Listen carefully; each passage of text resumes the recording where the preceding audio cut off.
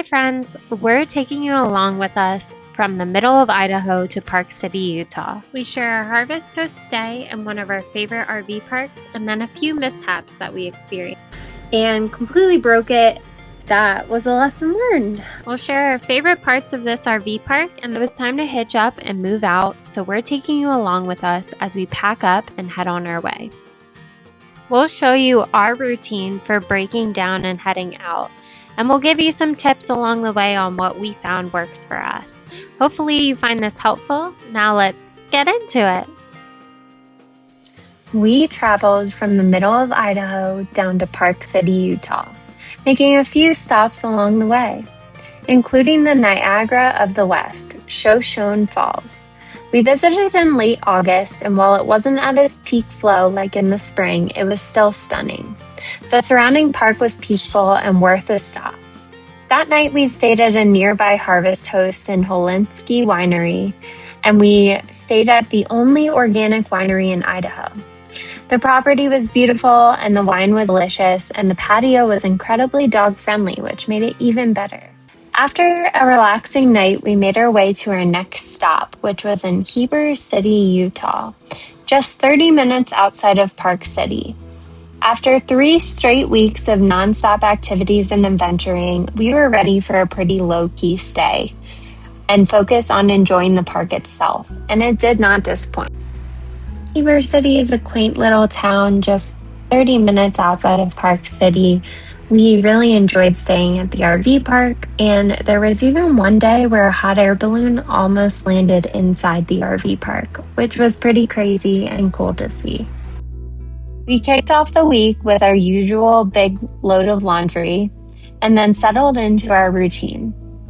The resort had a massive off-leash dog park in the adults-only section, which was about the size of an acre, which made the boys very happy, and there was even free toys that they were able to use. There were also cozy fire pits, tennis courts, and 3 pools with hot tubs, which made this resort one of our favorites and a very high-end RV park. It was definitely one of the fancier stops we've made, and we got plenty of work done during the week. We even built the boys some forts to stay out of the sun while we worked outside. While we were staying at the park, we did have a few mishaps.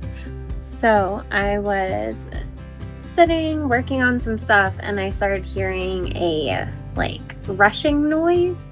And so I went to investigate, and we're at a campground that has 120 PSI water pressure. And I went outside and the hose was just rushing water.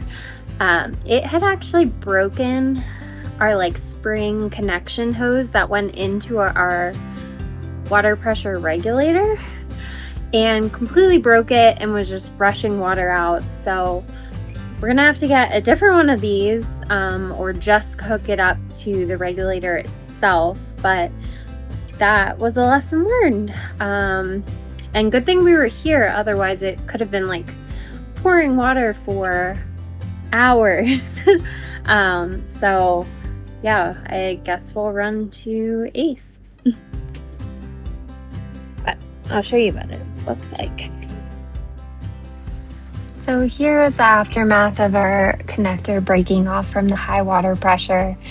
If you don't use a water pressure regulator, this could be a PSA for you to start. That is an example of the damage that it could do to a hose, and you definitely don't want it damaging your hose or piping inside your rig. We know it's recommended to set your regulator to 45 to protect your rig pipes, but we found that 50 to 55 works best for us to still get full water pressure in the shower. And there's literally soap coming out of the faucet. We turned to forums for explanations of this, and what we found was it could be leftover antifreeze or plumbing in the lines themselves accumulating film or air pressure changes. We're putting our money on the latter, but write in the comments what you think. One of the days we did get to experience downtown Park City towards the end of our week, And we were a little sad we didn't venture down sooner. The downtown is very cute and full of shops, breweries, restaurants. We'll definitely be back again. We also want to check out the nearby Janelle Reservoir. We walked around, got a whiskey at Alpine Distilling, and then enjoyed a nice dinner at Kano, a Mediterranean restaurant. And just like that, the week flew by and it was time to move on again. Sometimes going week by week for travel feels a little rushed, and this was just one of those weeks. It was time to hitch up and move out, so we're taking you along with us as we pack up and head on our way. I learned early on that wearing gloves is a good idea. I've sliced my finger more than a few times on random things and have since learned my lesson. If you're interested in our RV takedown process, we've outlined it into a free checklist. You can download it by using this QR code on the screen or going to the description and using the link. We start every takedown by doing the inside first and putting the slide in. This gives us more space to easily take down our hookups. We first empty our black tank and our gray tank. You'll do so first with the black and use the levers located under the body of the rig to open and close it. Once you do the black, you'll close it and do the gray.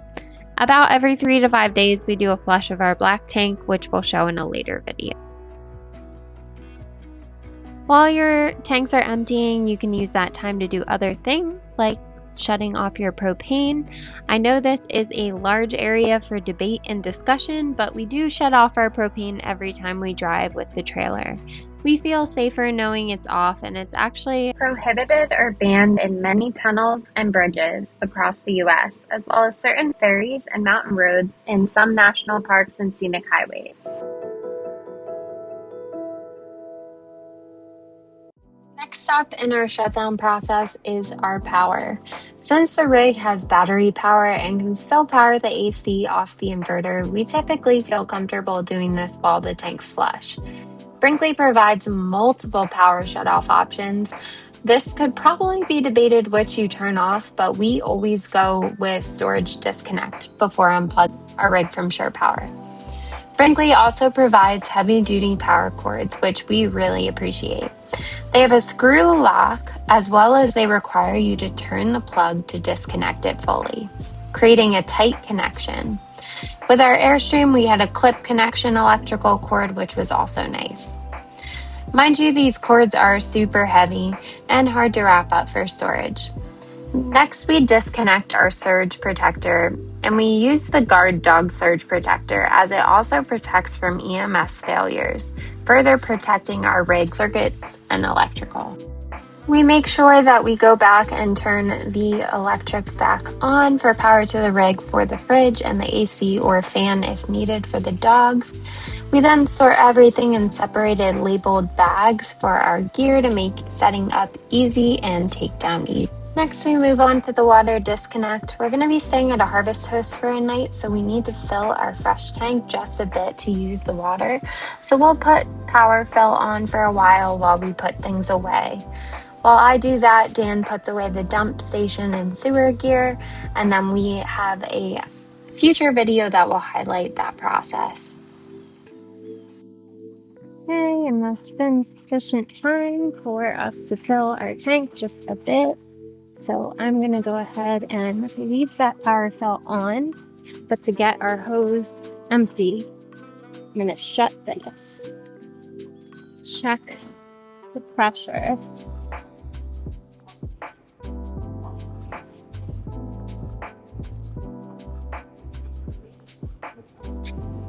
And it's still in power fill, and then I'm going to switch it back to city, and then I'm going to start doing all the disconnects. So since it was on power fill and that got shut, the water would have been sucked up, so there's way less drippage. And I've come up with that handy dandy thing. Someone else does not advise to do that or has another method, let us know in the comments.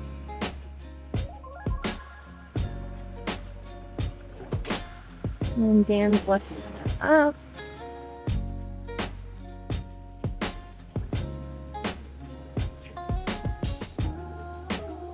And I found that these guys actually drip quite a bit when they're disconnected. Alas, it's not showing you.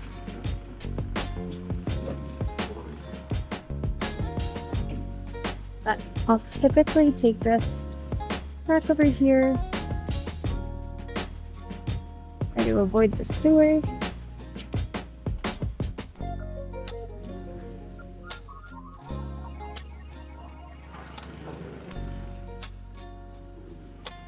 And we made the rookie mistake of getting a new one of these and cracking it on the first day. So alas. So if you have a pressure regulator, which we recommend, even if there's internal ones in your unit, this, they stated, is 120 PSI, and you want it around 45. You can also toggle this plus or minus to get it to that 45. But without it, you'll see in another clip, we actually blew off our centerpiece that connected to the regulator. So we actually just started putting the regulator directly on the hose for those high PSI ones. So I'm gonna put this away and then come back and recut the hose. And then we're almost ready to rock them on.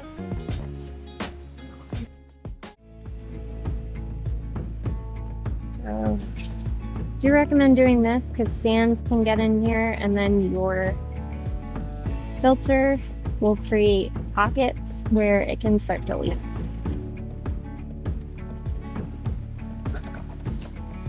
And I'm actually going to put the regulator in here so it doesn't break further.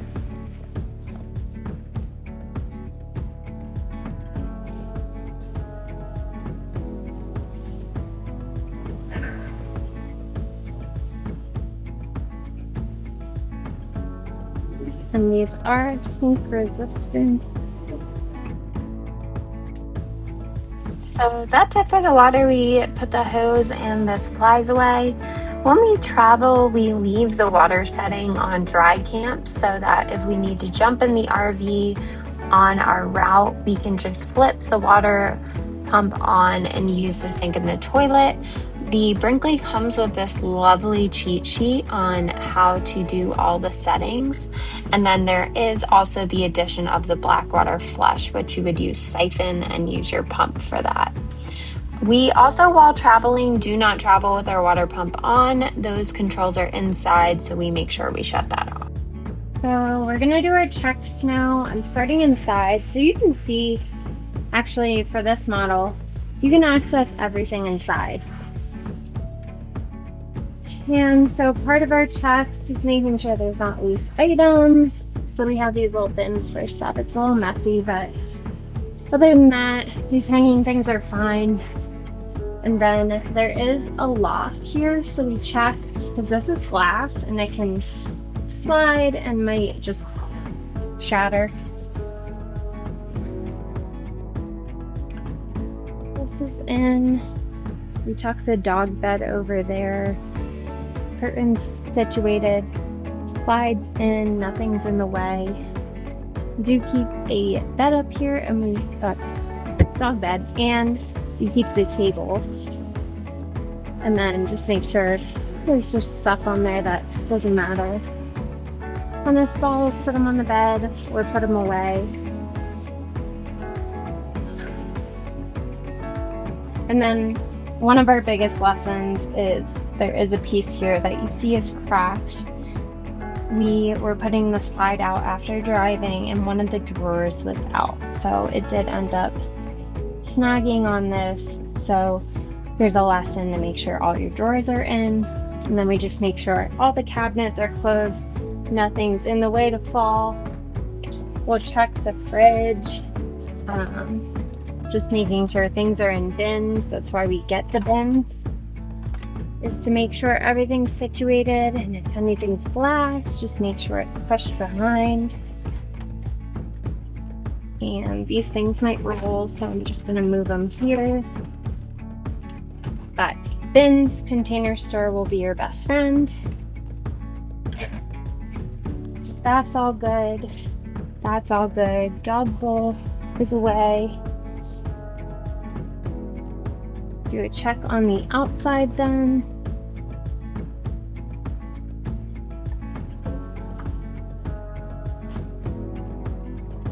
Good. What? Outside's good? Yeah, inside's good. This actually gets blocked. And then stairs go up. Do a little shake. Other models have the flip, so it gets stirred off. But this one, they lock in. Dan shuts it. We'll lock it.